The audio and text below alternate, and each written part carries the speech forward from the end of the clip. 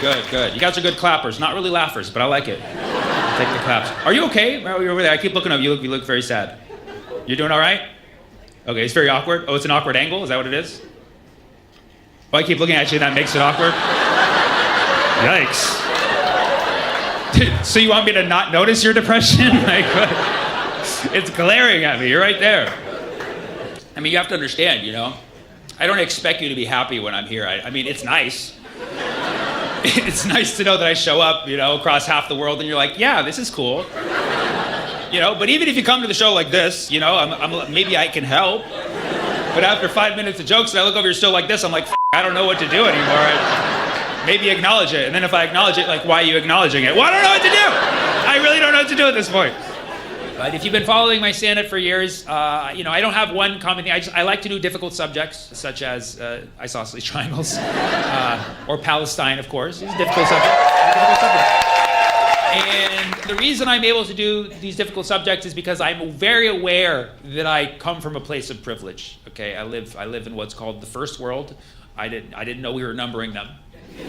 But I had a great childhood. Both my parents loved me. I was the favorite. I grew up in apartheid, but on the good side. You know what I mean? So I know what it's like. And so I'm aware. I approach difficult subjects coming from a place of privilege. I'm aware that I'm privileged because I thought about it this year. I thought about it very carefully. I thought about what was the biggest adversity that I faced personally this year, and it's very embarrassing. It was a night that I ordered DoorDash. I know this sounds horrible already. I'm aware. You guys know what DoorDash is. It's a food delivery service. I like DoorDash because the people who bring you the food, they call them dashers. And so it's like they're dashing it towards you, like, just feels like they're in a rush to deliver you the food like the king that you are. And so this night, I was very hungry, so I ordered a burrito. I'm not sure if they have those in Australia yet, but it's basically food wrapped inside of food. I ordered that for my tummy. And just a few minutes after ordering it, I thought, I kind of want something sweet. So I'm going to order some ice cream. That's how I'm living like the favorite child every day, Back in the day, I'd be like, Mom, can I have ice cream? She'd be like, yes, you're the favorite. And now I treat DoorDash the same way. I'm like, DoorDash, can I get ice cream? Like, yes, just send us more money. And so I ordered another order. I ordered ice cream. I don't know if you've ever had the luxury of ordering 2 separate orders on one of these food apps. But 2 different individuals will bring you food from 2 different locations at, statistically, 2 different times.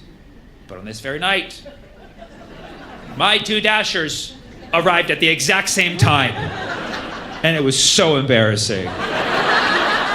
Oh my God, it was so awkward. I was like, oh my God, they see each other. It's so bad. They clocked each other in like, you're here for this guy? He wants that and this? Oh my God. What a pig. He's probably gonna eat with his hands too. And they just set it on my doormat in disgust, like, let's get out of here. And then I waited for them to leave, watching them through the curtain. And then I slithered out, got my 2 bags and went inside. And I just ate them really quickly, like I hunched over. That's how I eat. And then that was the hardest night I had all year. That's the level of privilege I'm coming from. Just letting you know. And, okay, well, there was a night where my house got broken into. Forgot about that one. And I know my house got broken into because I was inside, which I would argue is the worst time to be in your house. Some people are like, dude, that's the best time because you can defend your home. Like, that's assuming that I'm a hero, which I am not. So I was sitting on my couch one night, which is kind of near the front door, and I hear a knock. Now, when someone knocks on the front door, it can only mean one of 2 things. Either they're trying to sell you something or kill you, okay? And I was not interested in either of those things that night. Okay, so when somebody knocks on my door, my strategy is to just freeze so that the person can't even hear my motion. Because we've all knocked on someone's door, rang the doorbell. You can tell when someone's in there. You can just hear their aura. You're like, I know this motherfucker's home. So my thing is just like, remove all traceable forms of life, power down, and just wait for the knocking to stop. And they knock again. And I'm like, this will pass. They knock again. All right, 3 knocks it is. Knock again. I'm getting greedy there, buddy. And there's a pause. I'm like, they're leaving. And then They twist the doorknob. Oh no. They're testing to see the door is open because nobody else lives here. So I'm just like, hold on. Don't make any noise. They twist the door arm again, very aggressively. I'm like, oh, they really want to get inside. Then it occurred to me, like, at what point am I going to defend my home? Because I really don't think I'm going to. I really thought about it. I was like, if this person breaks into my house, I'm just going to pretend like I'm a statue. So if they come in, they're like, whoa, that's a realistic looking statue. Where'd you get it? You know? Or they would know that it was me, and they would see that I was scared, so they would at least play along with the game. Like, whoa, that's a cool statue. I'm gonna go rob the place. It's like improv, you know? So I'm like, what am I gonna do? Twist the doorknob. Then this person starts throwing their body weight into the door. Like, oh, don't shake, motion. They do it again. And I'm actually really impressed because I can stand pretty still and I'm like trying not to shake or make any motion. I'm trying to stabilize. They do it again. And then my phone goes ding. I was like, I looked at my phone and I kid you not, it actually was good timing because it just so happens 20 minutes prior, I ordered DoorDash.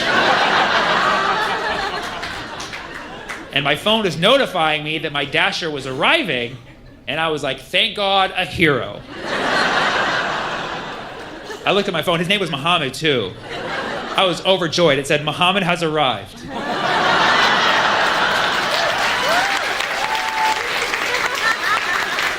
I was like, peace be upon him. I gave him 5 stars right away. I was like, you know what to do, buddy. And then I see the GPS, the dot approaching the house. I'm like, Muhammad's going to save me. He's going to save me. He always does. And then I'm hearing this guy throwing his body weight against the door. I'm like, Muhammad, do the right thing, do it. And then I see the dot approaching the door, throwing the body weight against the door, and then I see him walking away. I'm like, no, Muhammad, no! Where are you going? He's like, this is not my business. He's like, this is just weird. And then I see him walking off further, and I start to cry. I'm like, no. And then the guy throws his body weight against the door. Now I'm like freaking out again. And then I see the dot start to move back towards the door. I'm like, okay, he's changed his mind. He's like, I cannot stand for this injustice. And my mind's like making it political. I'm like, thank God for immigrants. You know what I mean? Like, you know, good conscience, you know, doing the jobs that us citizens don't want to do, like defend our own homes, right? And so I'm like, you go, Muhammad. Can I give him 5 stars again? I don't know. And then I see him approach the door. Guy's still throwing the body weight. I'm like, Muhammad, are you just watching? And then he throws the body weight even harder this time. I'm like, Muhammad, are you helping? Are you like throwing this guy against the door and he just bounces back like I'm gonna help this guy out? I'm like, what is going on? And then it dawned on me, there's a delay on this app. So this has been Muhammad the whole time. I look, I'm like, that's his car right there. And that's him. Oh my God. Why is my Dasher trying to break into my house? Like, he was like, oh, I'm gonna leave this food. This house looks really nice. Might as well give a little, take a little. My politics instantly changed. I'm like, immigrants! They were right, you know? I'm like, what do I do? And I'm like, now the adrenaline's kicking in. I'm like, you gotta do something, save your home. Then I look a little closely and I'm like, he looks kind of like a small guy. I could probably take him, you know? So I open the door. I'm like, Muhammad, what's the deal, man? And he looks at me, he's like, oh, I'm so sorry. It says to leave inside.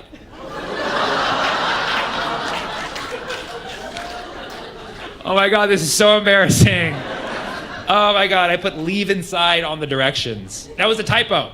I meant to put leave outside like a normal person. But I think maybe I made a typo and then Autocorrect changed it to inside. You know, Autocorrect, these are the kinds of struggles that I have. Autocorrect, really. And I kind of like took a moment to like laugh at it. And I was like, and I'm like, man, I really appreciate you trying to get inside, you know? Because he's like, you just said leave inside, he has to follow the directions. I'm like, that's awesome, man. Like, but like, how far were you gonna go? You know, like, you nearly broke down the door. He's like, yeah, my right side hurts. I'm like, definitely gonna tip you for this one. But like, I understand why he did that because, you know, these people who deliver food on the apps, I don't know if anybody here does it, but like, you have to follow the directions. Because people get upset when you don't follow the directions to a T. Like, you know, there's been some Karen out there who's like, he didn't leave it on the right corner of the doormat, counterclockwise like I asked. 1 star. So now these Dashers are traumatized Somebody's not going to get upset because they didn't follow the directions. So Muhammad was like, he said, leave inside. I'm just going to get inside of his house by any means necessary. Because you got to respect that hustle. So, I gave him 5 stars again, gave him a tip, and sent him on his way. And then I ate my burrito. Again, I was like, and the burrito was so good, I completely forgot to change the directions on my app. So I totally just left it saying leave inside for another 2 weeks. And I didn't realize this until 2 weeks later when I was back home again. And this night I was also very hungry. And so I ordered 2 Dashers again. Okay, sorry. And the 2 Dashers came at the same time again. I don't know if it's me. I'm just attracting like these 2-for-1 scenarios. But they came at the exact same time, and I didn't realize it, and I didn't realize that I hadn't changed the app until I'm sitting on my couch, and then I hear someone banging on the door and the window at the same time. These guys were trying to break into my house from 2 different entry ports. And I kind of just looked out the window, just be like, oh, they're doing a good job. Like, they even started working together. Like, how are we gonna get in this nice house? What are we gonna do? Should we go around the back gate? Should I lift you on the roof? We can Santa Claus that shit down the chimney? Like, they were working together. It was actually really cool, but I had to go out there and break it. I'm like, sorry guys, Muhammad. It was a complete mistake. Thank you for the food. Peace be upon y'all, and have a nice day. And after that, I changed it back to leave outside, and I've had no adversity since. So that's where I'm at. I'm just letting you know, just so you know where I come from personally, okay? And this is all just to say I'm aware that I don't have a real struggle in my life, and that's why it's very easy for me to address obvious, difficult topics and address people who are enduring real suffering, because I know what real suffering looks like. You know what I'm saying? I don't know what it feels like, but I know what it looks like. You know what I'm saying? So I see people suffering in the world, and I have to say something about it. And a lot of you know I'm Palestinian, okay? And people ask me, like, I see what you're going through. I know you care so much about people in Palestine because you're Palestinian. To be honest, I don't even think about being Palestinian when I see what they're going through. I just think it's just, you see human suffering. Yeah, I mean, that's all it is. I just literally see human suffering. I don't think that if I was any other race or nationality that I would see it any differently. I see people suffering, and I'm gonna be honest, for the last 2 years, I've been cycling between sadness, frustration, and pure rage. And I'm gonna admit, at this point in time, I'm pretty locked into pure rage. Yeah. I'm in there. I make sure that my rage is never directed towards my fellow people around me who are trying also to be good people. My rage is not directed towards anyone other than my politicians. That's it. And probably yours too. My politicians and yours, who, I don't know your politicians personally, but I imagine they're all scumbags as well. And so, I don't even need to know their names and I hate them. Isn't that beautiful? Isn't that beautiful? Yes, but my hate it's exclusively for politicians. That's it. And now, as a public figure, I can't be up here advocating for violence against any politician. Y'all can do what you want, but I cannot be doing this.